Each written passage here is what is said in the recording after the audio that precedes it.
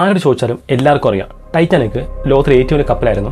അത് നടുക്കടലിൽ ഒരു മഞ്ഞുമല ഇടിച്ചിട്ട് ആ കപ്പലിനായിരുന്ന മുഴുവൻ പേരും വെള്ളത്തിൽ വീണ് അത്ര പേര് മരിച്ചുപോയെന്ന് എല്ലാവർക്കും അറിയാം. പക്ഷെ അറിയാത്തത് അതാണ് നമ്മൾ ഈ വീഡിയോ നോക്കാൻ പോകുന്നത്. എപ്പോഴും നടന്ന പഴയ കേസായിരുന്നാലും ആ കേസിൽ ഇപ്പോൾ ആരൊക്കെ ജീവനോടെയുണ്ട്, ആരോട് ചോദിച്ചു കഴിഞ്ഞാൽ ഉത്തരം കിട്ടും, ആരോട് ചോദിച്ചാൽ വ്യക്തമായിട്ടുള്ള കാര്യം മനസ്സിലാക്കാൻ പറ്റും എന്നൊക്കെ അന്വേഷിച്ചിട്ട് അവരുടെ നിന്നൊക്കെ കാര്യം ശേഖരിച്ചിട്ട് ആ ഒരു കേസ് സോൾവ് ചെയ്യാൻ നോക്കുന്ന ആൾക്കാരാണ് ഹിസ്റ്റോറിയൻസ്. അതേപോലെ ഹിസ്റ്റോറിയൻസ് 100 വർഷം മുമ്പ് കടയിൽ മുങ്ങിപ്പോയ ആ ടൈറ്റാനിക്കിനെ കേസ് സോൾവ് ചെയ്യാനായിട്ട് നോക്കുന്നുണ്ടായിരുന്നു. അതിനായിട്ട് ബിഗിരാഗ് ബൂരാഗ് ആ ആക്സിഡന്റിൽ നിന്ന് രക്ഷപ്പെട്ട, ആ കപ്പൽ മുങ്ങുന്ന സമയത്ത് ആ ആക്സിഡന്റിൽ നിന്ന് രക്ഷപ്പെട്ട ഒരാളെ ഇൻ്റർവ്യൂ എടുക്കാൻ പോകുന്നുണ്ടായിരുന്നു. ആ ഇൻ്റർവ്യൂ തുടങ്ങുന്ന സമയത്ത് പറയൂ, ആ ആക്സിഡൻറ്റ് നടക്കുന്ന സമയത്ത് കപ്പലുണ്ടായിരുന്നില്ലേ, ആ ഒരു മഞ്ഞുമല ഇടിച്ചല്ലേ കപ്പൽ മുങ്ങിയത്, ആ ആക്സിഡൻറ്റ് നടക്കുന്ന സമയത്ത് ആ മഞ്ഞുമല ഇടിക്കുന്ന സമയത്ത് നീ എന്ത് ചെയ്യുന്നുണ്ടായിരുന്നു? പറയൂ. അതിന് വൈകിയാഗ് പറയുന്നത് ഇങ്ങനെയായിരുന്നു, മഞ്ഞുമലയോ, മഞ്ഞുമല ഇടിച്ചാണ് കപ്പൽ മുങ്ങിയത്, അങ്ങനെ അങ്ങ് വിചാരിച്ചുകൊണ്ടിരിക്കണേ. ഞാൻ എക്സ്പ്ലോഷൻ പോലെ ശബ്ദം കേട്ടത്, കപ്പൽ മഞ്ഞുമല തന്നെ ഇടിച്ചത്, അങ്ങനെ അങ്ങ് വിചാരിച്ചുകൊണ്ടിരിക്കണേ. ഇന്ന് തിരിച്ച് ഇൻ്റർവ്യൂ എടുക്കാൻ വന്ന ആൾക്കാരോട് ഈ വെഗിനാഗ് ചോദിക്കുന്നു. അതിന് അവർ ഷോക്ക് ആവുന്നുണ്ടായിരുന്നു. അതിനുശേഷം ഈ ഇൻ്റർവ്യൂ എടുക്കാൻ വന്ന ആൾക്കാർ ഈ വെഗിനാഗിനോട് ആ കാര്യം എക്സ്പ്ലെയിൻ ചെയ്യാൻ പറയുന്നു. ആ കാലത്ത് ഒരു ലക്ഷറിയസ് ആയിട്ടുള്ള ഏറ്റവും ഷിപ്പ് ടൈറ്റാനിക് ആയിരുന്നു. ആ ടൈറ്റാനിക്കുള്ളിൽ തന്നെ ഹീറ്റർ സ്വിമ്മിംഗ് പൂള്, ഇഷ്ടംപോലെ റൂംസിനൊപ്പം തന്നെ അറ്റാച്ച്ഡ് ബാത്റൂംസ്, എപ്പോൾ വിളിച്ചാലും വരുന്ന ആ ഫുഡ് സർവീസസ്, അതുപോലെ തന്നെ എല്ലാ സർവീസസും ടോപ്പ് നോച്ച് ആയിരുന്നു. ഇതിനായിട്ട് ആ കപ്പലിൽ വൈദ്യുതി ഉണ്ടാക്കാനും ഈ സ്വിമ്മിംഗ് പൂൾ ഹീറ്റ് ചെയ്യാനും മറ്റുള്ള ഉപകരണങ്ങൾ പ്രവർത്തിക്കാനൊക്കെ ആയിട്ട് ഒരു വൈദ്യുതി ഉണ്ടാക്കിക്കൊണ്ടിരുന്നത് കപ്പലിലെ കൽക്കരി ഉപയോഗിച്ചായിരുന്നു. ആ കൽക്കരി സൂക്ഷിക്കാനുള്ള ഒരു സെപ്പറേറ്റ് റൂം കപ്പലിലുണ്ടായിരുന്നു. അതിനായിട്ട് ഈ കപ്പലിലൊരു ഭാഗം, ഒരു സെപ്പറേറ്റ് ഭാഗം ഈ കൽക്കരി സൂക്ഷിക്കാൻ വേണ്ടി മാത്രമായിട്ട് മാറ്റി വെച്ചിരുന്നു. ആ കൽക്കരി സൂക്ഷിക്കുന്ന സ്ഥലത്ത് ഒരു ചെറിയൊരു തീപ്പൊരി, ആ തീപ്പൊരി ഉണ്ടായിട്ട് കുറച്ച് ദിവസങ്ങളായിട്ട് ആ തീപ്പൊരി കത്തിയിട്ട് ആ ഒരു ഭാഗം, ആ കൽക്കരി സൂക്ഷിക്കുന്ന ഭാഗം തീ കത്തിയിട്ട് അവിടെ ഫുള്ളും ഒരു ബ്ലാസ്റ്റ് ഉണ്ടാകാനുള്ള ഒരു രീതിയിൽ മാറിയിട്ടുണ്ടായിരുന്നു. അങ്ങനെ ആ കൽക്കരി കത്തിയ ഭാഗം ബ്ലാസ്റ്റ് ആയിട്ട് അതുവഴി വെള്ളം ഉള്ളിലേക്ക് വന്ന് കപ്പൽ മുങ്ങിപ്പോയെന്ന് ഈ വെഗിനാഗ് പറയുന്നു. ഉടനെ തന്നെ ആ ഇൻ്റർവ്യൂ എടുക്കുന്ന ടീം വേറൊരാൾ ഇൻ്റർവ്യൂ എടുക്കാൻ പോകുന്നു, സെനിൻ മെലനി. ആരാണ് നോക്കിയാൽ 30 വർഷമായിട്ട് ഈ ടൈറ്റാനിക് ആക്സിഡന്റിനെ കുറിച്ചിട്ട് സ്റ്റഡി ചെയ്യുന്ന ഒരാളാണ്. അതായത് രാവിലെ എണീക്കുന്നു, ഈ ആക്സിഡന്റിനെ കുറിച്ച് നോക്കുന്നു, ടൈറ്റാനിക്കിന് എന്തെങ്കിലും പുതിയ എവിഡൻസ് കിട്ടുന്നുണ്ടോ നോക്കുന്നു. ഈ ടൈറ്റാനിക് ആക്സിഡന്റ് ആയ സ്ഥലമല്ലേ, ഈ സ്ഥലം ഇദ്ദേഹം കുറേ പ്രാവശ്യം വിസിറ്റ് ചെയ്തിട്ടുണ്ട്. അതുപോലെ 30 വർഷമായിട്ട് രാവിലെ എണീക്കുന്നു, രാത്രി കിടക്കാൻ പോകുന്നവരെ ഈ ടൈറ്റാനിക് ആക്സിഡന്റിനെ കുറിച്ച് അന്വേഷിക്കുന്ന ഒരാളാണ് സെനിൻ മെലനിൻ. സർപ്രൈസിംഗ്ലി ഈ വെഗിനാഗ് എന്നാണ് പറഞ്ഞത്, അത് തന്നെയാണ് ഈ സെനിൻ മെലനിൻ പറഞ്ഞത്. അതിനായിട്ട് പ്രൂഫായിട്ട് ഒരു ഫോട്ടോയും ഈ മെലനിൻ കാണിക്കുന്നുണ്ട്. ആ ഫോട്ടോ ഏതാണെന്ന് നോക്കിയാൽ ഈ ടൈറ്റാനിക് ഫസ്റ്റ് ടൈം കടലിൽ പോകുന്ന സമയത്ത് എല്ലാ ന്യൂസ് പേപ്പറും എല്ലാ TV ചാനൽസിലും എല്ലാം പബ്ലിഷ് ചെയ്യാനായിട്ട് ഒരു ഫോട്ടോ എടുത്തിരുന്നു. ആ പോകുന്ന സമയത്ത് പുറയുന്നൊരു ഫോട്ടോ, ആ ഫോട്ടോ ഈ സെനിൻ മെലനി ആ ഇൻ്റർവ്യൂ എടുക്കാവുന്ന ആൾക്കാർ കാണിച്ചിട്ട് ഒരു കാര്യം പറയുന്നു. ഈ ഫോട്ടോ കണ്ടില്ലേ, ഈ ഫോട്ടോയിൽ ഈ പുറകിലെ ഭാഗം, ആ കപ്പലിൻ്റെ പുറകിലെ ഭാഗം, ആ ഒരു ഡാർക്കായിട്ടുള്ള ഒരു ഭാഗം കണ്ടില്ലേ, അതായത് നമ്മളൊരു ഇരുമ്പ് കത്തിക്കുകയാണെങ്കിൽ ഇരുമ്പിൻ്റെ അറ്റത്ത്, ഇരുമ്പിൻ്റെ ഇപ്പുറത്തെ ഭാഗം ഒരു ചെറിയ കളർ ചേഞ്ച് ഉണ്ടാവും. അതുപോലെ കപ്പലിൻ്റെ ഈ പുറകിലെ ഒരു ഭാഗം ഒരു കറുത്തിരിക്കുന്ന കണ്ടില്ലേ, ഒരു കറുത്ത ഭാഗം, ആ കറുത്ത ഭാഗത്തിൻ്റെ പുറകിൽ കൽക്കരിയുടെ റൂമാണ്. ആ കൽക്കരി റൂമിൽ കത്തുന്നത് കൊണ്ടാണ് ഈ കറുത്ത ആ ഭാഗം കറുത്തിരിക്കുന്നത്. അങ്ങനെ പൊട്ടിയിട്ട് അങ്ങനെ ബ്ലാസ്റ്റ് ആയിട്ട് കടലിൻ്റെ ഉള്ളിലേക്ക് വന്നിട്ട് അങ്ങനെ ടൈറ്റാനിക് മുങ്ങിപ്പോയെന്ന് ഈ സിനിമയിൽ പറയുന്നുണ്ട്. സത്യമാണ്, ഈ ടൈറ്റാനിക് ഐസ്ബർഗ് ഇടിച്ചിരുന്നു. പക്ഷേ ആ ടൈറ്റാനിക് ഉണ്ടായിരുന്ന ആ സ്ട്രോങ്ങിന് ഒരിക്കലും ഒരു ഐസ്ബർഗ് ജസ്റ്റ് ഇടിച്ചപ്പോഴത്തേക്കും അങ്ങനെ പൊട്ടിയിട്ട് വെള്ളം ഉള്ളിൽ കയറി ടൈറ്റാനിക് മുങ്ങാൻ പാടില്ലായിരുന്നു. അത് നേരത്തെ തന്നെ ആ ഭാഗം വീക്കായിരുന്നു. അങ്ങനെ ഇടിച്ച സമയത്താണ് അത് പൊട്ടിയിട്ട് വെള്ളം ഉള്ളിലേക്ക് വന്നതെന്ന് ഈ സിനിമയിൽ ഉറപ്പിച്ച് പറയും. ഈ ഒരു കാര്യമാണ് 30 വർഷമായിട്ട് ഡെയിലി രാവിലെ വൈകിട്ടും എണീച്ചിട്ട് ഫുൾ ടൈം അന്വേഷിച്ചിട്ട് ക്രോസ് ചെക്ക് ചെയ്തിട്ട് കണ്ടുപിടിച്ചൊരു കാര്യം. അതായത് ടൈറ്റാനിക് ജസ്റ്റ് ഒരു ഐസ്ബർഗ് ഇടിച്ചല്ല മുങ്ങിയത്, അതിൻ്റെ പുറകിൽ ഇങ്ങനൊരു കാര്യം ഉണ്ടെന്ന് കൂടി ഇദ്ദേഹം കണ്ടെത്തിയിട്ടുണ്ടായിരുന്നു. ഈ ഒരു പോയിന്റിലാണ് എനിക്കൊരു കാര്യം തോന്നിയത്, കുറച്ച് ഡീറ്റെയിലായിട്ട് അന്വേഷിച്ച് നോക്കിയായിരുന്നു. അങ്ങനെ അന്വേഷിച്ച സമയത്ത് കുറേ ഡീറ്റെയിലായിട്ടുള്ള കുറേ കാര്യങ്ങൾ എനിക്ക് മനസ്സിലായി. അതെന്താണ് ഞാൻ പറഞ്ഞുതരാം. White Star Line ship company, ഈ White Star Line ship company കുറേ ഷിപ്സ് ഉണ്ടാക്കാറുണ്ട്. കംഫർട്ടബിൾ ആയിട്ടുള്ള കുറേ അടിപൊളിയായിട്ടുള്ള കുറേ ഷിപ്സ് ഉണ്ടാക്കാറുണ്ട്. ഹ്യൂണ്ടായിക്ക് എങ്ങനെ ഹോണ്ട കോമ്പറ്റീഷനോ അതുപോലെ ഈ വൈറ്റ് സ്റ്റാർ ലൈനും ഒരു കോമ്പറ്റീഷൻ ഉണ്ടായിരുന്നു, കുണാഡ്. ഈ വൈറ്റ് സ്റ്റാർ ലൈന് കംഫർട്ടബിൾ ആയിട്ടുള്ള കുറേ ഷിപ്സ് ഒക്കെ ഉണ്ടാക്കുമെങ്കിലും കുണാഡ് ഉണ്ടാക്കുന്ന ഷിപ്സ് ഡിഫറെൻ്റ് ആയിരുന്നു. കുണാഡ് ഷിപ്സ് നോക്കി കഴിഞ്ഞാൽ ലക്ഷറിയസ് ആയിട്ടുള്ള കുറേ വലിയ ഷിപ്സ്, ഷിപ്പിൽ തന്നെ 5 star hotels, swimming pools, restaurants, Jims, barber shops, ഇഷ്ടംപോലെ റൂംസ്, ഭയങ്കര ലക്ഷറിയസ് ആയിട്ടുള്ള വലിയ ഷിപ്സ് ഈ കുണാഡ് ഉണ്ടാക്കിയിരുന്നു. അതുകൊണ്ട് തന്നെ എപ്പോൾ നമ്പർ 1 ഈ കുണാഡായിരുന്നു. ഈ വൈറ്റ് സ്റ്റാർ ലൈൻ എത്ര തന്നെ കഷ്ടപ്പെട്ടാലും ഈ കുണാഡിൻ ലെവലിൽ എത്താൻ പറ്റുന്നുണ്ടായിരുന്നില്ല. ഈ കുണാഡ് ആ സമയത്ത് റീസെൻ്റ് ഉണ്ടാക്കിയ 2 കപ്പലായിരുന്നു ലുക്കുമിയ, മോർട്ടേനിയ. എൻ്റർപ്രൈസിനൊക്കെ ഒരു ആഗ്രഹം ഉണ്ടാവില്ലേ, എനിക്ക് ഒരു ദിവസം ബുർജ് ഖലീഫയിൽ ഒരു ദിവസം ഒരു റൂം എടുത്തിട്ട് താമസിക്കുമെന്ന്. അതുപോലെ ആ സമയത്തുള്ള എന്റർപ്രൈസിനൊക്കെ ഒരു ആഗ്രഹമായിരുന്നു ഒരു ദിവസം ഈ ബുർജ് ഖലീഫ പോലെ ഈ ലുക്കിമിയ മോട്ടേനിയ ഈ ഷിപ്സിലൊക്കെ ട്രാവൽ ചെയ്യണമെന്ന്. അത്രയ്ക്കും വലിയ ലക്ഷറസ് ആയിട്ടുള്ള എല്ലാവരും യാത്രകൾ ആഗ്രഹിച്ചുകൊണ്ടിരുന്ന ഷിപ്സ് ആയിരുന്നു ഈ മോട്ടേനിയ, ലുക്ടേനിയ. ഈ രണ്ട് ഷിപ്സും ഈ കുണാണ്ടായ ഷിപ്സാണ്, ലക്ഷറസ് ആയിട്ടുള്ള ഏറ്റവും വലിയ ഷിപ്സ്. ഇങ്ങനെ കുണാട് കത്തി നിൽക്കുന്ന സമയത്ത് ലോകം മുഴുവനും ഈ കുണാട് ഷിപ്പിംഗ് കമ്പനിയെ കുറിച്ച് എല്ലാവർക്കും അറിയാമായിരുന്നു. ഈ സമയത്ത് ഈ White Star line shipping company നമ്മൾ ഈ കോമ്പറ്റീഷൻ ഇല്ലാതെ പോകുമോ, ഈ കോമ്പറ്റീഷന് ഒന്നുമില്ലാതായി പോകുമോ എന്ന് വിചാരിച്ചിട്ട് നമ്മൾ ഈ ലോകം മുഴുവൻ നമ്മുടെ പേര് പറയണം എന്ന് വിചാരിച്ചിട്ട് ജോസഫ് ഇസ്മായിൽ ഇദ്ദേഹത്തെ ചീഫ് എക്സിക്യൂട്ടീവായിട്ട് ഈ കമ്പനിയിലേക്ക് കൊണ്ടുവരുന്നു. ഈ ലോകത്തിന് നമ്മൾ അറിയണമെങ്കിൽ ലോകത്തിൽ തന്നെ ഏറ്റവും ഷിപ്സ് ഉണ്ടാക്കണം, എങ്കിൽ മാത്രമേ ഈ ലോകം നമ്മുടെ പേര് പറയൂ. അതിനായിട്ട് ഇദ്ദേഹം ഒരു സജഷൻ വെക്കുന്നുണ്ട്. ആ സജഷനാണ് ടൈറ്റാനിക്. ആ ഒരു അടി സത്യമാക്കാനായിട്ട് 3000 പേര് ആഴ്ചയിൽ 6 ദിവസം വർക്ക് ചെയ്തിട്ട് 3 വർഷം വർക്ക് ചെയ്തിട്ട് ഇങ്ങനെ വർക്ക് ചെയ്യുന്ന സമയത്ത് 216 പേർക്ക് പരിക്കേൽക്കുന്നു, 8 പേര് മരിക്കുന്നുണ്ട്. ഇങ്ങനെ കഷ്ടപ്പെട്ട് ആ സ്വപ്നത്തിലുള്ള കപ്പൽ യാഥാർത്ഥ്യമായിട്ട് ആ കടലിലേക്ക് നീങ്ങിപ്പോകുന്നു. ആ സ്വപ്നമാണ് ടൈറ്റാനിക്. അങ്ങനെ 3 വർഷം 3000 പേര് കഷ്ടപ്പെട്ട് 216 പേർക്ക് പരിക്കേറ്റിട്ട് 8 പേര് മരിച്ചിട്ട് അങ്ങനെ ടൈറ്റാനിക് യാഥാർത്ഥ്യമാവുന്നു. ടൈറ്റാനിക് ലോഞ്ച് ചെയ്യുന്നത് കാണാനായിട്ട് എത്ര പേര് വന്നിട്ടുണ്ടായെന്ന് അറിയോ? ഏകദേശം 1,00,000 പേര് ഈ ലോഞ്ചിൽ കാണാവുന്നുണ്ടായിരുന്നു. ഈ വൈറ്റ് സ്റ്റാർ ലൈൻ കമ്പനി വിചാരിച്ച പോലെ അവരുടെ പേരായിരുന്നു ലോകം മുഴുവൻ പറഞ്ഞുകൊണ്ടിരുന്നത്. ആ സമയത്ത് ഉള്ളിൽ തന്നെ ജിമ്മ്, ബാർബർ ഷോപ്പ്, റെസ്റ്റോറൻറ്റ്, ഒരു 5 സ്റ്റാർ ഹോട്ടൽ. ഇന്ന് നമ്മുടെ നാട്ടിൽ ഇപ്പോൾ 5 സ്റ്റാർ ഹോട്ടൽ എന്തൊക്കെ സൗകര്യമുണ്ടോ ഈ സൗകര്യം എല്ലാം ആ സമയത്ത് ടൈറ്റാനിക് ഉണ്ടായിരുന്നു. ആ ഷിപ്പ് ഓടിക്കാവുന്ന ക്യാപ്റ്റൻസ് 2 പേർക്ക് ഈ കപ്പലിലെ മുഴുവൻ റൂംസും, അതായത് ഈ എമർജൻസി സിറ്റുവേഷൻ യൂസ് ചെയ്യുന്ന റൂംസ്, ഈ അവർക്ക് ഉപയോഗിക്കേണ്ട റൂംസ്, ഇതൊക്കെ കപ്പൽ മുഴുവൻ ചുറ്റിക്കാണാനായിട്ട് അവർക്ക് 2 ആഴ്ച വേണ്ടി വന്നു മൊത്തത്തിൽ. ആ കപ്പൽ ലോകത്തിലെ വലുത് മാത്രമായിരുന്നില്ല, ഒരിക്കലും മുങ്ങാത്തത്, the unsinkable Titanic.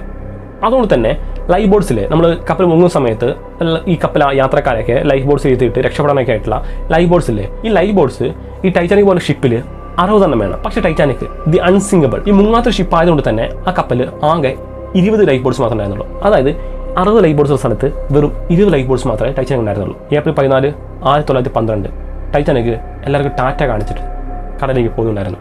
ടൈറ്റാനിക്കിന്റെ captain Edward J Smith ഇങ്ങനെ കപ്പൽ പോകുന്ന സമയത്ത് ഒരു കപ്പൽ കടലിൽ വരുന്നുണ്ടെങ്കിൽ ഒരു അലർട്ട് മെസ്സേജ് എല്ലാവർക്കും അയക്കും, അല്ലെങ്കിൽ ചുറ്റുപാട് ഏതെങ്കിലും കപ്പലൊക്കെ ഉണ്ടെങ്കിൽ ആ കപ്പലിൽ ഇങ്ങനെ അലർട്ട് മെസ്സേജ് അയക്കും, ഇങ്ങനെ കപ്പൽ വരുന്നെന്ന് പറഞ്ഞിട്ട്. കുറച്ച് നാളുകൾക്ക് ശേഷം ഈ ടൈറ്റാനിക് ആക്സിഡന്റ് ആയതിനു ശേഷം ലോർഡ് മേഴ്സി എന്ന ഓഫീസർ ഈ കേസ് ഇൻവെസ്റ്റിഗേഷൻ ചെയ്യുന്നുണ്ടായിരുന്നു. അതായത് ഡയറി ചെയ്തൊരു കാര്യം ഉണ്ടായിരുന്നു.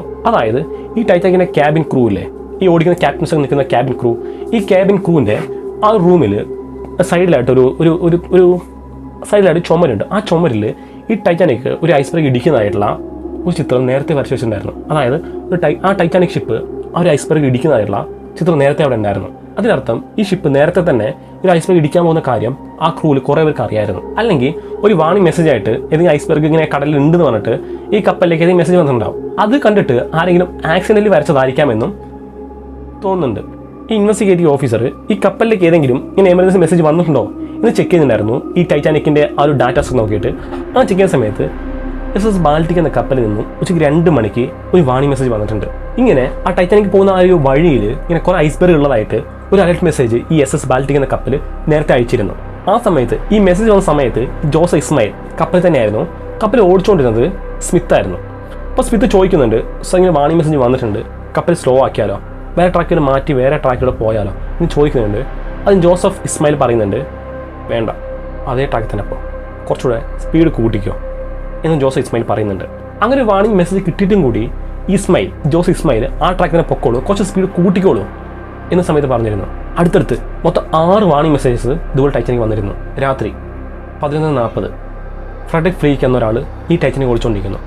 ആ സമയത്ത് നമ്മൾ ബൈക്കിലൊക്കെ ഒരു നോർമലായിട്ട് 50-60 പോകില്ലേ, കുറച്ച് എക്സ്ട്രീമായിട്ട് സ്പീഡാണെങ്കിൽ ഒരു 150-160 ആ ഒരു സ്പീഡാണ് എക്സ്ട്രീമായിട്ട് സ്പീഡ്. ഈ സമയത്ത് ഈ ടൈറ്റാനിക് പോയിക്കൊണ്ട സ്പീഡ് നോക്കിയാൽ 23 നോട്ട്സ്, അതായത് എക്സ്ട്രീം സ്പീഡിലായിരുന്നു. രാത്രി 11:40 ഈ ഫ്രെഡറിക് ഫ്ലീക്ക് കപ്പൽ ഓടിച്ച സമയത്ത് ഫുള്ള് ഫോഗ്, ടെമ്പറേച്ചർ ഭയങ്കര കുറവാണ്, ഫുള്ള് ഫോഗ് ഒന്നും കാണാൻ പറ്റുന്നുണ്ടായിരുന്നില്ല. ആ സമയത്ത് ദൂരെ എന്തോ ഒരു മഞ്ഞുമല പോലെ കാണുന്നുണ്ട്. കപ്പൽ അടുത്ത് പോയിക്കൊണ്ടിരിക്കുന്നു. അങ്ങനെ പോയിക്കൊണ്ട സമയത്ത് ഇത് ബസ്സോ കാണുന്നതല്ല പെട്ടെന്ന് നിർത്താനായിട്ട്. അങ്ങനെ ആ മഞ്ഞുമല കണ്ടിരുന്നു. ആ ഫോഗ് ഉള്ളത് കൊണ്ട് തന്നെ ദൂരെ നിന്ന് കാണാൻ പറ്റുന്നുണ്ടായിരുന്നില്ല. ആ കപ്പൽ നേരെ പോയിട്ട് ആ മഞ്ഞുമലയിൽ ഇടിക്കുന്നു. വെറും 40 സെക്കൻഡ്. ഇദ്ദേഹം ഇടിക്കുന്ന തൊട്ട് മുമ്പ് ഒരു 40 സെക്കൻഡ് എടുത്തിട്ട് 3 പ്രാവശ്യം ഈ എമർജൻസി ബെല്ലടിച്ചിട്ട് താഴേക്കിറങ്ങി ഓടി വരുന്നു. ആ സമയം ഈ ടൈറ്റാനിക് ഈ ഐസ്ബർഗ് ഡയറക്റ്റ് അടിച്ചില്ലെങ്കിലും സൈഡ് വഴി ഇടിച്ചിട്ട് അങ്ങനെ പോയി. ആ സമയത്ത് ആ ഭാഗം ഫുൾ പൊളിഞ്ഞിട്ട് റൂമൊക്കെ പൊളിഞ്ഞിട്ട് ആ വഴി കൂടെ വെള്ളം ഉള്ളിലേക്ക് വരുന്നുണ്ടായിരുന്നു. ആ സമയത്ത് കടലിലെ ടെമ്പറേച്ചർ -2 ഡിഗ്രി സെൽഷ്യസ്, നമ്മുടെ വീട്ടിലെ ഫ്രീസറൊക്കെ അല്ലേ അതേ ടെമ്പറേച്ചർ. ആ വെള്ളത്തിലേക്ക് കപ്പലിലെ മുഴുവൻ പേര് വീണ് മരവിക്കുന്നുണ്ടായിരുന്നു. ഈ സമയത്താണ് ആ കപ്പലിൽ നടന്ന ചില വിചിത്രമായ കാര്യങ്ങളെക്കുറിച്ച് നമ്മൾ നോക്കാൻ പോകുന്നത്.